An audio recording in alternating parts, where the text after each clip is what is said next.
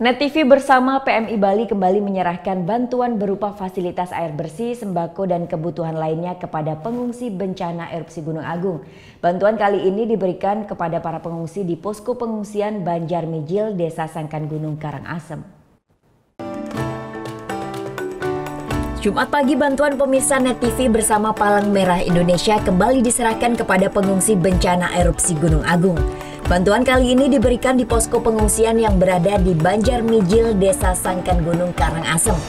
Bantuan yang diberikan berupa 70 paket sembako, pemeriksaan kesehatan gratis, fasilitas air bersih, serta sarana MCK. Dipilihnya posko pengungsian ini lantaran minimnya sarana dan prasarana yang tersedia, terutama air bersih dan sarana MCK.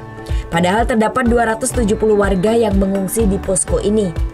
Warga tersebut berasal dari sejumlah desa yang masuk kawasan rawan bencana radius 6 km dari puncak gunung, seperti Desa Sebudi, Desa Muncan, Desa Pendem, serta Desa Manik. Tahun ini kita menargetkan masyarakat pengungsi di Banjarmijil, jadi kita distribusikan kurang lebih 70 paket sembako, kemudian kita juga berikan layanan air bersih, pelayanan kesehatan, kemudian kita juga distribusikan tempat sampah, dan juga yang terakhir serah terima bantuan berupa MCK.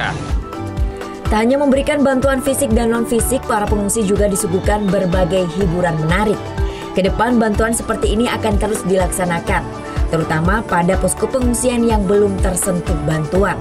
Diharapkan bantuan ini dapat bermanfaat dan meringankan beban warga selama berada di pengungsian. Tim Liputan melaporkan untuk NET.